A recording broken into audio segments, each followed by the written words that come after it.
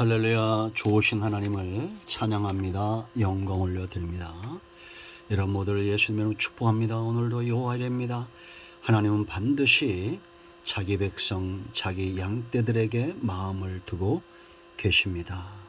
오늘 하루 주님과 밀접하게 동행하는 날 되기를 축원드립니다. 기도합니다. 영광과 감사를 하나님 앞에 올려드립니다. 온 마음으로 하나님을 사랑합니다. 시편의 말씀들을 사모합니다. 주의 벌을 의지하여 싸우니 우리 모든 죄와 허물을 사하시고 눈과 귀를 열어 하나님 말씀의 깊은 것들을 깨닫는 은혜로운 시간이 되게 하옵소서. 종을 낮추시고 겸손하게 하시고 오직 말씀의 도구만 되기를 원합니다. 오늘로 말씀하실 하나님을 사모하며 기다립니다. 예수님의 이름으로 기도합니다. 아멘. 32편 1절과 2절입니다. 허물의 사함을 받고 자신의 죄가 가려진 자는 복이 있도다. 마음에 간사함이 없고 여호와께 정죄를 당하지 아니하는 자는 복이 있도다. 아멘. 오늘 이 말씀이 우리에게 큰 은혜가 되기를 축원드립니다. 다윗이 깨달은 겁니다. 정말 누가 복이 있느냐? 1절과 2절에 근거할 때 속량받은 사람, 죄에서 사함을 받은 사람이 복이 있다는 겁니다. 이건 다시 말하면 모든 복은 하나님으로부터 오는데 생사복이 하나님에게서 오는데 죄는 하나님께서 우리에게 주시는 복을 막는다라는 겁니다. 죄 문제가 해결되어야 됩니다. 여러분, 구원은 어떤 것입니까? 영원히 지옥 갈 백성이 천국 가는 것, 세상에 속했던 사람이 하나님의 소유가 되는 것, 하나님 나라 백성이 되는 것, 그렇게 되기 위해서는 자격 조건은 하나예요. 죄가 해결되어 하나님의 공의가 만족해야 됩니다. 그러기 위해서 예수님을 믿어야 됩니다.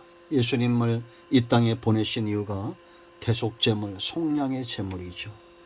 저와 여러분의 모든 죄를 해결하신 분, 십자가에서 해결하신 분이 오직 예수님이에요. 그러므로 복이 있는 겁니다. 믿는 자가 복이 있는 겁니다. 세상은 그래서 관심이 없어요. 하나님의 심판주가 되신 건 믿지 않습니다. 예수님이 그 심판주의 마음을 돌이키는 변호사 되심을 믿지 않습니다. 그러나 성도는 믿습니다. 죄가 해결돼야 복을 누린다라는 겁니다. 왜냐? 여기 세 단어에 주목해야 됩니다. 허물의 사함을 받은 자 복이 있다는 겁니다. 죄가 가려진 자 복이 있다는 겁니다. 정죄를 당하지 않는 자가 복이 있다는 겁니다. 여기 먼저 허물이라는 단어를 보세요. 이 허물에서 사함 받아야 되는데, 이 허물이란 말은 히브리 말로 페샤, 창조주 하나님의 뜻을 거스리는 행위로 반역죄에 해당하는데 죄를 짓는 자의 완악한 성품을 말합니다. 완악하다는 겁니다. 여러분, 반역하는 자들이 왜 반역합니까? 자기도 힘이 있는 거죠. 그럴 때 반역하는 거예요. 하나님의 힘을 무시하고 사울왕처럼 이제 그가 권력을 갖자 하나님을 반역하게 되죠. 이 완악한 죄는 사람을 완악하게 만들어요. 우리가 다윗에게도 이걸 잘 볼 수가 있죠. 이 32편과 51편은 짝을 이루는데요. 그가 우리아를 죽이고 죽인 이유가 뭡니까? 밧세바 그 아내를 빼앗기 위함이었죠. 살인자가 됩니다. 이렇게 완악한 성품을 가지게 된다라는 겁니다. 죄가. 결국 이로 인하여 그가 어떤 고통을 당합니까? 시편 51편 말씀 보면 나를 주 앞에서 쫓아내지 마시며 주의 성령을 내게서 거두지 마소서. 주의 구원의 즐거움을 내게 회복시켜 주시고 자원하는 심령을 주사 나를 붙드소서. 우리가 하나님을 신앙하는 것, 예수 믿는 것이 곤고하면 안 됩니다. 자원하는 심령이 있어야 됩니다. 성령이 떠나갑니다. 번뇌 허덕입니다. 사울왕 우리가 알죠. 번뇌가 그를 사로잡습니다. 구원의 즐거움과 기쁨이 없어요. 자원하는 마음이 사라졌습니다. 예배 하나 기쁨이 없습니다. 헌신 하나 즐거움이 없습니다. 기도 하나 확신이 없습니다. 허물은 이런 겁니다. 그런데 여기서 사함을 받았다는 것은 이제 하나님의 뜻을 거스르는 것이 아니라 하나님과 뜻과 함께하는 겁니다. 이 땅에서 이루어지는 것은 하늘의 뜻이죠. 이루어지는 곳마다 주님과 함께하는 겁니다. 우리 삶 가운데 하나님이 일하시는 것들로 풍성해지는 것입니다. 구원의 즐거움이 회복되는 것입니다. 성령 충만함이 다시 한번 회복되는 겁니다. 여기 죄 그랬습니다. 죄가 가려진 자, 이 죄는 하타, 표적에서 벗어나다 이런 뜻이라고 했죠. 하나님이 요구하시는 그런 뜻, 하나님이 요구하시는 바에서 벗어난 상태를 말합니다. 성경에 보면 요나가 바로 이런 사람의 대표적인 사람이죠. 요나에게 주어진 표적은 어디입니까? 니느웨죠. 니느웨로 가야 했습니다.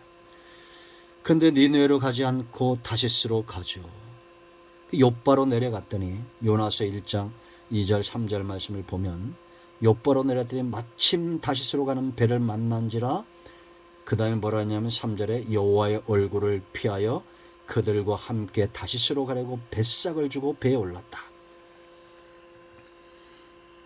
니느웨로 가지 않는 자들, 불순종하는 자들, 세상 사람들에 섞여서 잘못된 투자를 하는 겁니다. 하나님이 없는 투자, 뱃삭을 주죠. 작은 돈 같지만 엄청난 화근으로 돌아오죠. 뱃삭 얼마나 되겠어요? 그런데 풍랑이 일어나죠. 이 원인 때문에. 그가 받은 명령은 요나서 1장 2절에 일어나라 그랬습니다. 가서 외치라. 외치기만 하면 하나님이 일하신다는 거예요. 그러나 그가 여호와의 얼굴을 피했다 그랬는데 피할 수 있습니까? 절대 성도는 여호와의 낯을 피할 수 없습니다. 도망칠 수 없습니다. 그럼에도 여전히 요나들은 하나님을 피할 수 있다고 착각을 하죠. 그리고 표적에서 벗어납니다. 하나님이 원하시는 뜻대로, 하나님이 기뻐하는 대로 가기를 주저합니다. 결국 어떻게 되는지 아십니까? 그 다음 보세요, 여러분. 2절에 마음에 간사함이 없고 여호와께 정죄를 당하지 않는 자는 복이 있다. 이 정죄는 아온, 구부리다, 왜곡하다 이런 뜻인데, 하나님의 뜻을 저버리고 떠나 있는 상태, 완전히 이제는 왜곡된 삶에, 구부러진 삶에 적응된 거예요. 여러분, 허물이 생각의 완악함이라면 우리가 시편 1편에 있죠. 복 있는 사람은 악인의 꾀라고 그랬죠. 꾀를 따르지 않습니다. 이 완악한 삶에 벗어나요. 죄인의 길에 서지 않고 오만한 자의 자리에 앉지 않는다. 이 정죄에 해당하는 이 부분은 바로 오만한 상태, 하나님의 심판이 목전에 와도 앉아있는 상태를 말하는 거예요. 완전히 이제는 세상에 적응되어져 버린 양심이 화인맞은 그런 상태다라는 겁니다. 그러나 다윗이 말하는 것은 여기서 벗어난다는 겁니다. 그러므로 복이 있다는 겁니다. 여러분, 여전히 생사복은 하나님께 있습니다. 온 인류는, 이 땅에 있는 사람들은 하나님의 심판에 대해서 외면합니다. 그러므로 심판에서 벗어나지 못할 겁니다.